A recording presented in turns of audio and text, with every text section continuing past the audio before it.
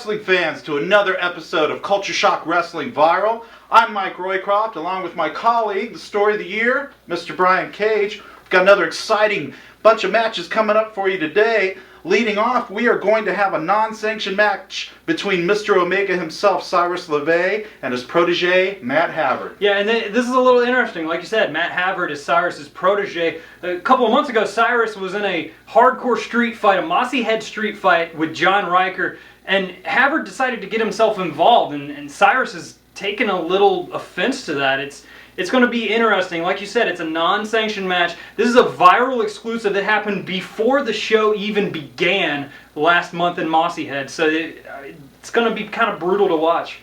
Another big match we have coming up is going to be our main event. It's Cali Kid taking on the Master of Devastation himself, Cameron Frost. Yeah, and a couple of months ago at that same show, Cameron Frost felt that Cali Kid kind of got in the way of his destiny in the Fatal 4-Way #1 Contenders match. Cali Kid has been saying he's 2-0 against Cameron Frost all time. Can he make it 3-0? We're going to find out when they finally lock horns one-on-one tonight. That's going to be something else. Before we go to the matches, we want to take a moment to thank our sponsors here, including 911wrestling.com and our friends in the Front Row Fanatics. Coming up right now, we have some words from the man himself, Cameron Frost. CSW House of Hardcore and California Kid draws the short stick. Because tonight, on this night, you got the Master of Devastation, Cameron Frost. And brother, don't think I forgot, don't think for a second that I forgot about you putting your hands on me in the 4-way #1 contendership match. You cost me what I was trying to get. You stepped in the way of destiny, and you bet your ass that destiny don't like it one bit. And tonight, I get my just desserts. But guess what? Skip dessert, I just want sushi. So California, roll your ass out to the ring, and I'll show you what a real man is all about. Because I'm the Master of Devastation, and I got you in my sights. Booyah! Folks, you heard it from the man himself, the Master of Devastation, Cameron Frost, and it looks like Cali Kid has really gotten under his skin, Brian. Yeah, and Cali likes to bring it up all the time. He's 2-0 against Cameron Frost. Tonight, he looks to go 3-0, and not only that, but the winner of this match tonight really has a leg up on the #1 contendership for the CSW Heavyweight Crown. And speaking of the CSW Heavyweight Championship, that is a match that's coming up at our next live show at the Mossy Head Community Center. That's going to be Saturday, January 26th. We are going to see the working class hero, Joe Gibson, in a rematch with the champion, Lane Smart. That's going to be another Clash of the Titans for sure. And you're also not going to want to miss Mays defending the Formula One title against David Prime. A crafty veteran like David Prime, he's gotten Mays on the ropes several times over the last couple of months. Can Mays squeak out another win? Can he walk out of Mossy Head still Formula One champion? Mays retained by disqualification last time. David Prime was this close. We'll see if he can close the deal.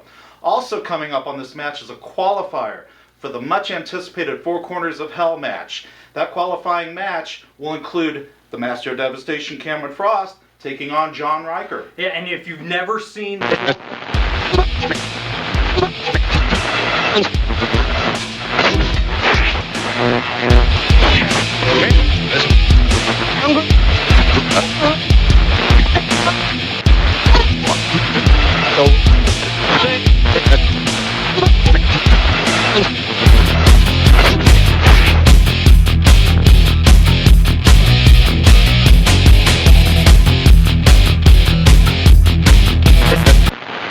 bloodbath right off the bat. It's hard to get in and out of the ring that way without getting cut on that stuff, without people using it as a weapon. It's going to be something else. And that's going to be the first qualifying match for the Four Corners of Hell. But coming up right now, we have that CSW Viral exclusive, Sirus LaVeye versus Matt Havard. All right, folks, another big event coming up here in CSW. Mr. Omega himself, Sirus LaVeye, ever popular with the crowd, coming out. He's got a microphone in his hand. He's ready to speak.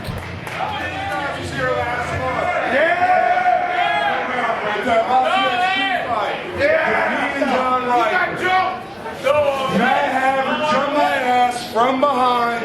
That's not how it was supposed to happen. So who wants to see a good old-fashioned, non-sanctioned, mossy head ass whipping right now?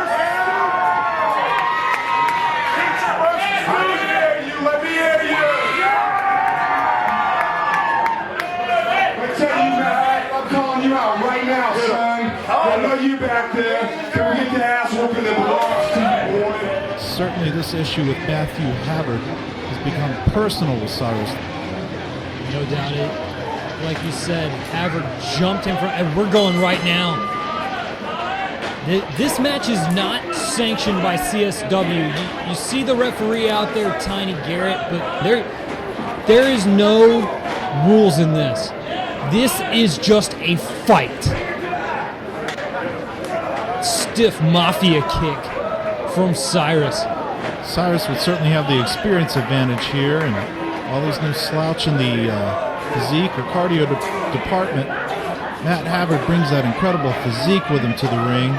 He's taking it with Cyrus now. Well, and Matt Havard calls himself a modern-day Spartan, but, I mean, he's in there with his mentor, his teacher, the guy that has brought him into this business in Sirus LaVeye. I mean, the fact that he's turned his back on his mentor speaks volumes for what Matt Havard is trying to accomplish here at CSW. It was just a few weeks ago that Matt Havard attacked Cyrus in the middle of a hardcore match with John Riker, costing him the match. And certainly, that has angered Cyrus, made this very personal between the two. Once again, spilling outside the ring. Nothing pretty or scientific about this. Cyrus bleeding already now. And there's nothing that Tiny can do about this. This is just a fight. These are two guys taking care of their own business that CSW just happens to be giving the opportunity to here. I mean, this has happened before the event has even started. I mean, people are still filing into the building, and this is just a fight. Right, these two men just demanded to have some time to fight it out. Not even a sanctioned match, no title on the line, no countouts. Just two men fighting for pride, trying to work out a personal issue. Cyrus chopping him outside there. And there's nothing more vicious than a chop from Sirus LaVeye. That will make... it makes your chest bleed just off of one, much less, what, the 3-4 that he's already given Matt Havard? Oh, another one into the post.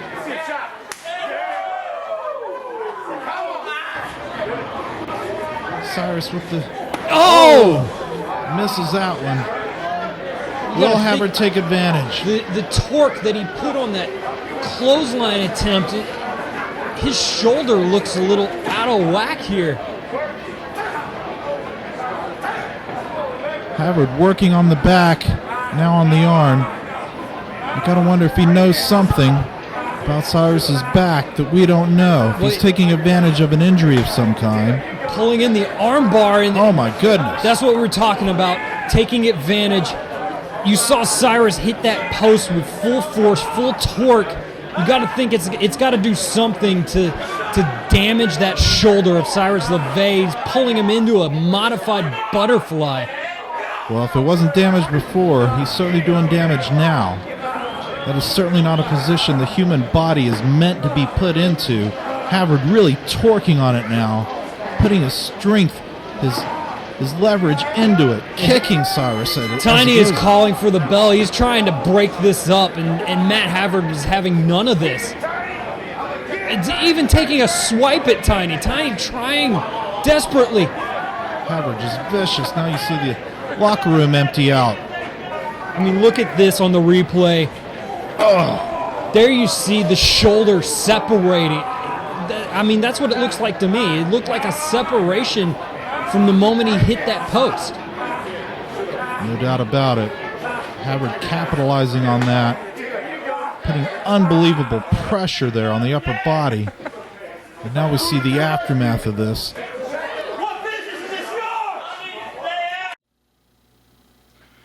Whoa, that was something else. That was some unmatched levels of brutality, Brian. But, and it's like we said, unsanctioned match. There was nothing that Tiny could do to stop what was happening in that match. You saw Cyrus bloodied up, the crimson mask, and you saw him hit his arm on that post earlier, and Matt, for what it's worth, Matt did a good job taking advantage of that, locking on that modified butterfly lock to kind of... It looked like he might have separated Cyrus's shoulder. I don't know if we're going to see Cyrus for a while after that. Well, Certainly hope we do see Sirus soon. Get well soon, big guy. Folks, if you're watching us here on CSW Viral, be sure to check out our Facebook page at Culture Shock Wrestling Viral for the TV show, and also Culture Shock Wrestling for the promotion itself. And this past week we had a poll on the Facebook page of what fans would like to see, and the winner of that poll was Nathan Beast versus Mike Metal. That overwhelming majority. Unfortunately, technical difficulties wouldn't allow us to actually show the match here tonight, but if you click on a link right here below us, you can go to the Front Row Fanatics YouTube, and they had their own footage, their own camera work there, and you can check out the match for yourself from their page. And it's well worth the watch. It's a very entertaining match, but I wish we could have shown it ourselves. It was what the majority of the fans wanted. I think 25 fans voted on that over any of the other matches that we offered. Folks, we definitely want to remind you to come back here next week and watch CSW Viral. We've got a big tag team championship match coming up. The former tag team champions, The Onyx, Marcus Gibbs, and Terry Allen Jones, taking on Show Enough Sexy, the champions, Chuck Diamond and Shane Gibson. And it's definitely two of the most entertaining tag teams on the Gulf Coast. CSW, one of the few promotions on the Gulf Coast known for tag team wrestling specialties, one of the longest tenured tag team titles in the Gulf Coast wrestling scene, one of the most prestigious titles in the Gulf Coast wrestling scene. It's going to be a barn burner between the most charismatic team I have ever seen in Show Enough Sexy and the Onyx, one of the most hard-hitting teams you will ever see. We'll see if the Onyx can get their tag team belts back. Also coming up on next week's show, we got a big match between John Riker, Mr. Hardcore himself, against DJ Durst. And it's going to be another one of these previews of the Four Corners of Hell, a hardcore match between the hardcore man himself, John Riker. DJ Durst is no stranger to these kind of matches himself. He's been in quite a few Four Corners of Hell matches himself. It's going to be quite the brutal encounter. These guys, you know them, they're going to go all over the House of Hardcore. These are the guys that named that building the House of Hardcore. And that leads us once again to our upcoming live show, Saturday, January 26th at the Mossy Head Community Center. The man in our main event tonight, the Master of Devastation, Cameron Frost, taking on the man in the main event next week, John Riker, in a qualifying match for the Four Corners of Hell. And like we said earlier, if you've never seen the Four Corners of Hell, you do not want to miss it. It's coming up in a couple of months in CSW. But first, we've got to find the 8 guys that are going to be in that match. No doubt about it. Right now, we're going to hear some words from the other guy in our main event, the California Kid.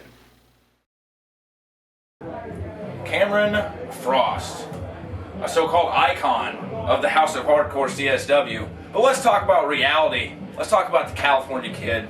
Let's talk about wins and losses. And it doesn't matter how you get those wins or losses as long as you get the win. And that's what I got over you. And that's why you're mad, Frost. You know that I'm better than you every time we stepped in the ring. I believe it's twice now we've stepped in the ring against each other. And guess what? Twice now, Cali Kid out on top, like always. You want to talk about destiny? I got my destiny robbed too. I was in that number 1 contendership match, and I was going to win it if it wasn't for you distracting me. And now tonight, I go for the 3-peat, baby.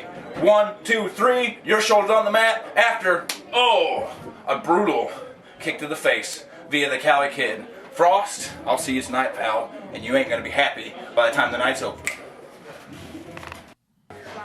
All right, fans, ring introductions coming up. Cali Kid coming to the ring to face his latest nemesis, Cameron Frost.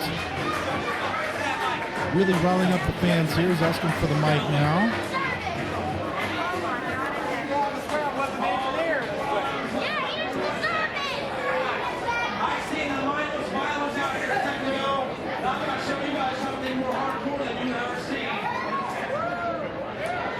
Once again, Cali Kid really never at a loss for words. He's one of the few guys that can really turn a phrase here in CSW, telling all these hardcore hellions in the House of Hardcore that they're going to see something more hardcore than they've ever seen before. Cali Frost really having a change of attitude lately. He used to embrace the fans not too long ago, but he seemed to get frustrated at some point in his career and now has a little more edge to him now. Not exactly playing to the crowd anymore. Well, in talking to him personally backstage, Cali Kidd really wants to take his game up a notch. He's never been at the pinnacle of Gulf Coast indie wrestling like Cameron Frost has. Cameron Frost has been at the top at just about every promotion he has ever been in. Cali Kidd wants to take that next step. Well, as every competitor is. But it's certainly not in for an easy night with Cameron Frost. As you say, a multi-decorated champion among many promotions. And he certainly has his pride here at the House of Hardcore CSW. When you talk about his pride, Cali Kidd really took away what he feels is his destiny to once again become CSW heavyweight champion. A little bit of the ring introductions here by B Smooth.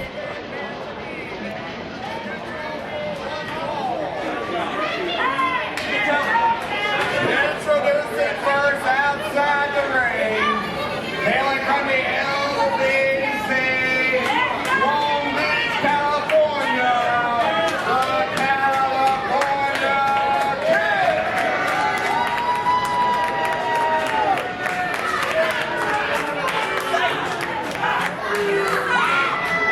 And his opponent from the Emerald City, Seattle, Washington. Weighing in 235 pounds, the master of devastation,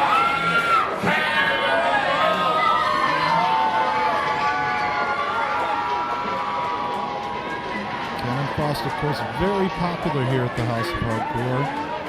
Cali Kidd not too pleased with the accolades he's getting from the crowd here. And Cameron Frost, not just at the House of Hardcore, you ask almost any of the guys in the back, certainly not Cali Kidd obviously, but you ask any of the wrestlers in the back who their favorite wrestler is, they're going to tell you it's Cameron Frost. He is a working man's worker.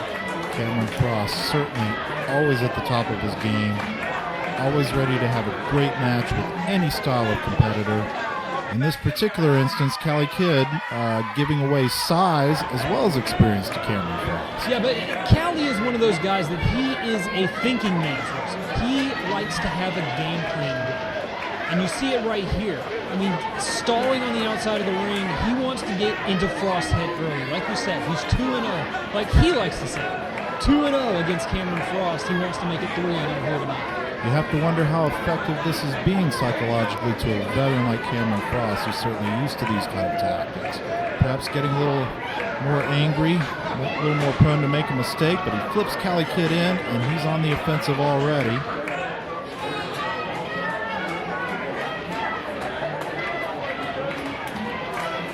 You definitely gotta watch the frustration that Cali Kidd can build in Cameron Frost. That's the key for Cali Kidd. He doesn't have the advantage in size. He doesn't have the advantage in strength. What he does have the advantage in is being able to psychologically work down Cameron Frost. On the same note, though, you got to wonder if it's a good idea to make a guy like Cameron Frost angry and give him even, oh my, what a great neck breaker there. Might even give him more motivation for that devastation that he's the master of. Look at that strike, my goodness. Shades of Ricky the Dragon Steamboat. I know one of the great idols of Cameron Frost, that martial arts background that Frost has, great enziguri. Indeed. Cali Kidd goes down, bails out. Oh, hits the floor.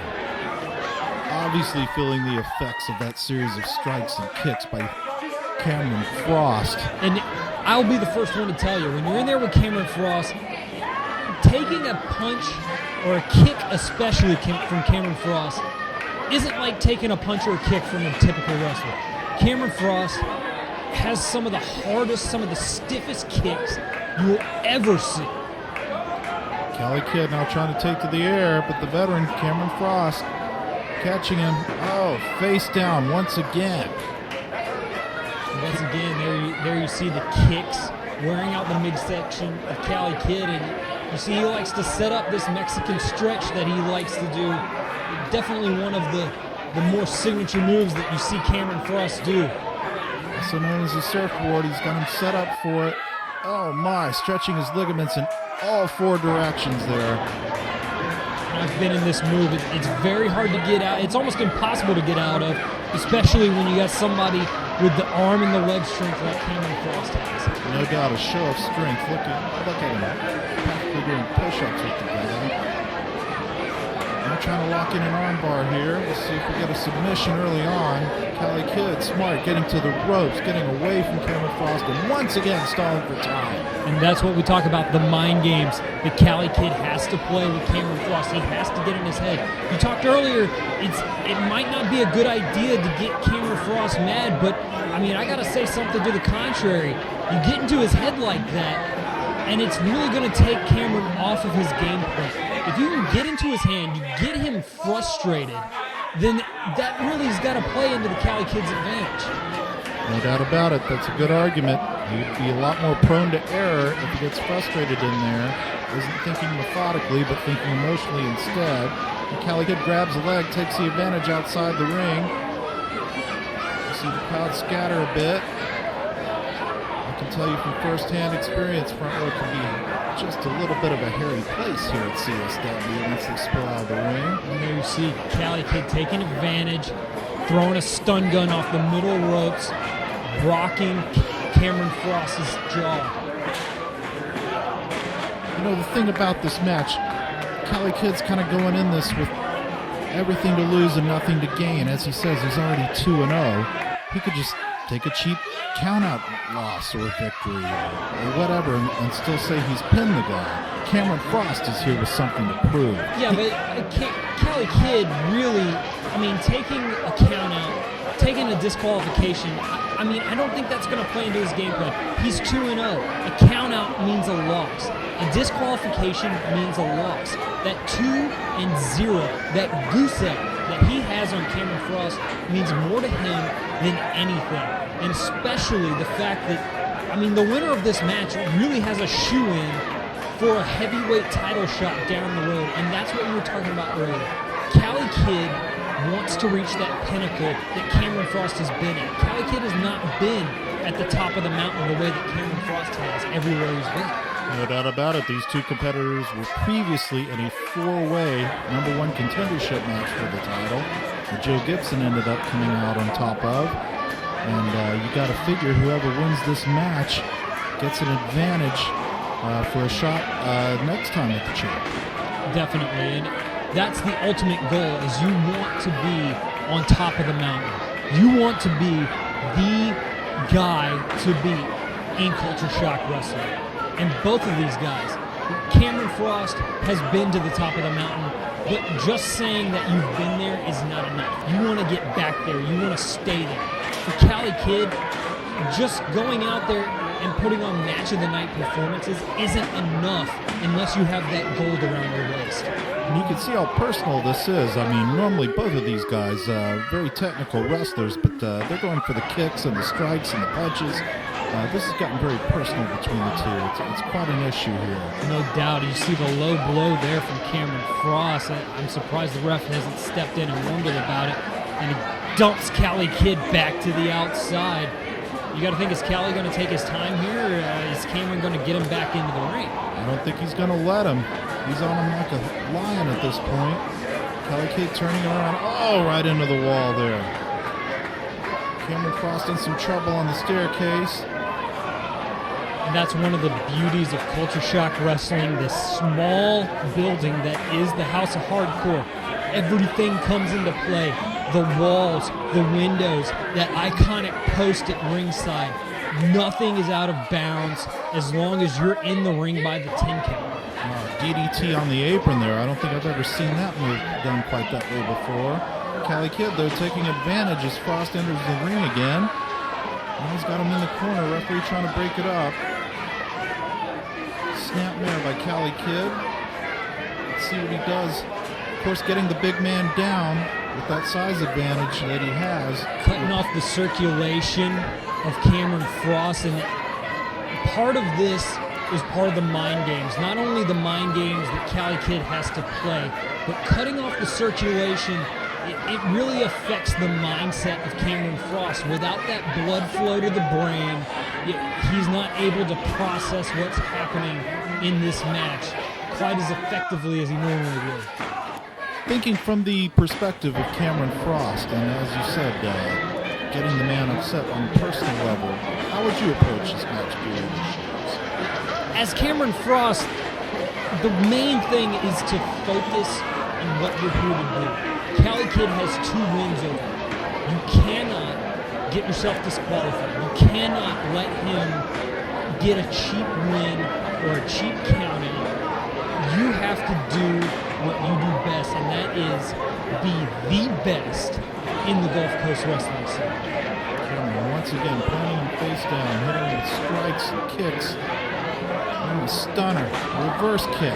Beautiful enziguri that Cameron Frost has been known for through the years. That's laid out guys like Joe Gibson in the past. No doubt about it. The action is fast and furious here. Now it looks like he's going for a sharpshooter. Nope, figure 4. Very painful. Applies the pressure right on the knee with the opponent's own opposite leg there. And this is where the weight advantage comes into play for Cameron Frost. If he's able to put the weight, put the pressure on that knee, unfortunately Cali Kid able to get the ropes there. But putting the pressure on those joints of Cali Kid really takes away the speed advantage that Cali Kid has over Frost. Oh, into the turnbuckle. No doubt about it. Both men trying to work their best strategy here. At the same time, it's a very personal issue between these two. Cali Kid going for multiple knees in the corner. Wow, Frost looks like he's just about out of it. And that's what we talked about earlier, the cutting off the circulation. You see Cali Kid repeatedly going after the head and neck area. Oh! Cali Kid playing a little too long to the crowd there. Comes back with several strikes and a snapmare. Again, trying to take the circulation away from Cameron Frost. Trying to cut the wind off. Like I was just saying, if you can cut the circulation off, those repeated blows to the head, these holds that cut off the circulation to the head, they're going to play into Cali's advantage eventually. You see the fan favorite there, Cameron Frost, trying to get some crowd encouragement going, get that adrenaline pumping so he can get out of this predicament with Cali Kid. There's a big strike. Cali Kid throws him right back in the turnbuckle. What an amazing fight between 2 fiery competitors here. And you say, oh, he's going for the Omega Crusher. Oh! Planted straight down on his head. Neither one of these men wanting to give an inch, but Cameron Frost may have just sealed the deal there with the Omega Crusher. Nobody kicks out of that. I haven't kicked out of that. It's impossible to kick out of this.